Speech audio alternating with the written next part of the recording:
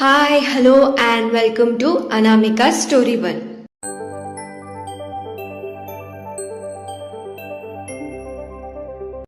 ఇవాళ మనం వినబోయే కథ మీరా, చాప్టర్ 108. ఆలస్యం చేయకుండా కథలోకి వెళ్ళిపోదాం. నిన్న వాళ్ళని కొట్టింది కదా మావయ్య, ఆ కొట్టడం వల్ల తన భయాన్ని మర్చిపోయింది, అందుకే ఆ కర్రని అక్కడ పెట్టుకుంది అని అన్నాడు గౌతమ్. ఇది వినగానే రాజారావు గారు కొంచెం భయపడ్డారు. ఎక్కడ మీరా కనిపించిన వాళ్ళని కొట్టేస్తుందేమో అని.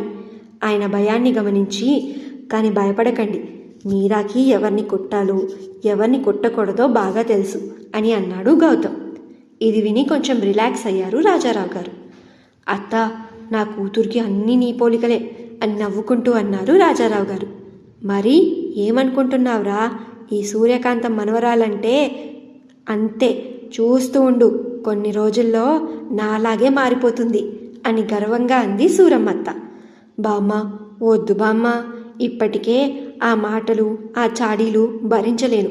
ఇంకా మొత్తం నీలాగా మారిపోయిందనుకో, ఇంకా నాకు రోజూ అదిగో ఆ కర్రతో పడతాయి అని ఏదో భయం ఉన్నట్టు నటిస్తూ అన్నాడు గౌతమ్.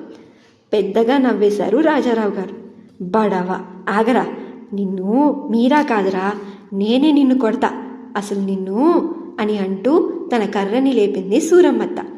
వామ్మో, నేను వెళ్తున్నాను మామయ్య, ఇక్కడుంటే బామ్మన బుర్ర బద్దలు కొట్టేస్తుంది అని అక్కడి నుంచి పరుగు తీయబోయాడు గౌతమ్.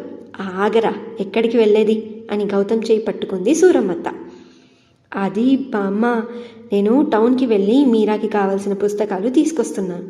బావ కూడా మాస్టర్ గారితో మాట్లాడి దానికి వెళ్ళారు అని అమాయకంగా మొహం పెట్టుకొని చెప్పాడు గౌతమ్. ఆ మొహంలో ఆ అమాయకత్వం చూసి నవ్వేసింది సూరమ్మత్త.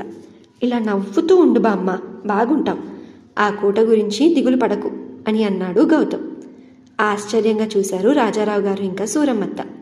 నేను చూసా, వాళ్ళు కోటని పడగొడతా అనగానే నీ మొహంలో బాధ కనిపించింది అని అన్నాడు గౌతమ్. నేను పుట్టిన ఇల్లు రాది, అందుకే ఆ బాధ అని చెప్పారు సూరమ్మత్త. అయితే బాధ ఉంటుంది, కానీ ఎప్పటికైనా మనం ముందుకు వెళ్లాల్సిందే కదా, ఒకే దగ్గర ఉండలేం కదా అని సర్ది చెప్పాడు గౌతమ్. అది కూడా నిజమే అని అంది సూరమ్మత్త. సరే మావయ్య, నేను వెళ్ళి మీరాకి కావాల్సిన పుస్తకాలు తీసుకొస్తాను, బాబు ఫామ్ తెస్తా అన్నారు అని పైకి లేస్తూ అన్నాడు గౌతమ్. ఫామ్ ఏంటిరా అని అడిగింది సూరమ్మత్త. అది మీరా చేత 10th ఎగ్జామ్స్ రాయిద్దాం అనుకుంటున్నామత్తా అని అన్నారు రాజారావు గారు కొంచెం సంకోచిస్తూ. పెళ్ళి పెట్టుకొని ఈ పరీక్షలు ఎందుకురా అంటుందేమో అని అనుకున్నారు రాజారావు గారు. ఇప్పటికైనా మంచి నిర్ణయం తీసుకున్నావు, కానివ్వు, శుభం అని అంది సూరమ్మత్త. నీకు కోపం లేదా అత్తా అని అడిగారు రాజారావు గారు. నాకు కోపం ఎందుకురా, నువ్వు మీరా తల్లిని మంచిగా చదివిస్తాను అంటే నేనెందుకు అడ్డు చెప్తా? మా ఆయన మాటలు నీకు గుర్తులేవా?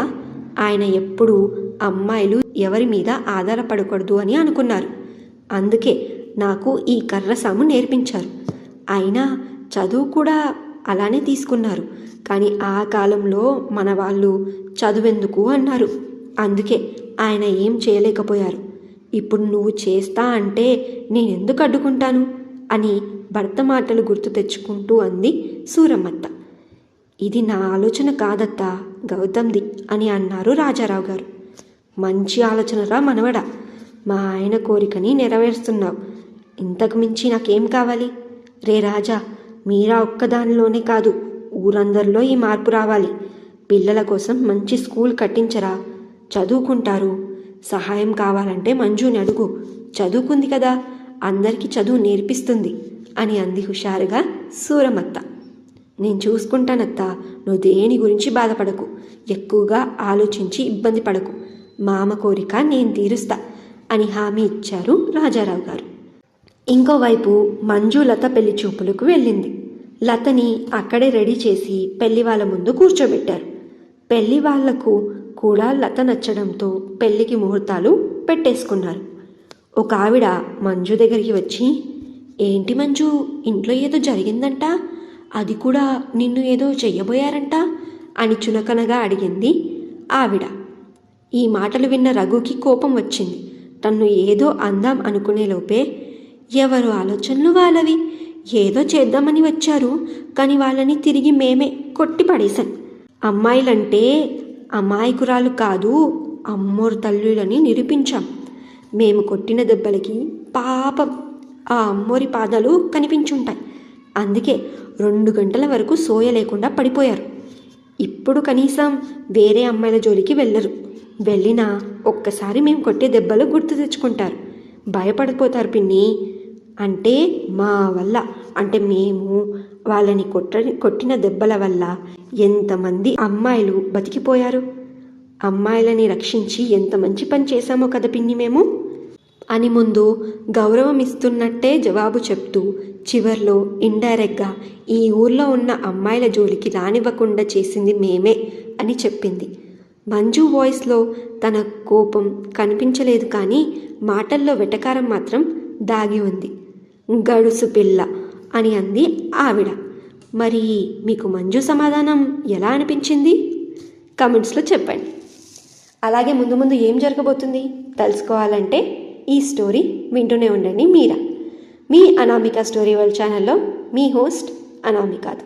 ఈ స్టోరీ మీకు నచ్చితే ఈ వీడియోకి ఒక లైక్, అలాగే ఈ వీడియోని మీ ఫ్యామిలీ అండ్ ఫ్రెండ్స్కి షేర్ చేయండి. అలాగే నా ఛానల్ని మరిన్ని అప్డేట్స్ కోసం సబ్స్క్రైబ్ చేసుకొని బెల్ ఐకాన్ కూడా క్లిక్ చేయండి. ఈ స్టోరీ మీకు పూర్తిగా చదవాలని ఉంటే డిస్క్రిప్షన్లో ఇంకా బయోలో కూడా లింక్ ఉంది. లింక్ క్లిక్ చేసి స్టోరీని పూర్తిగా చదవండి. Thank you so much for listening, and thank you so much for your love and support. Have a great day. Bye bye.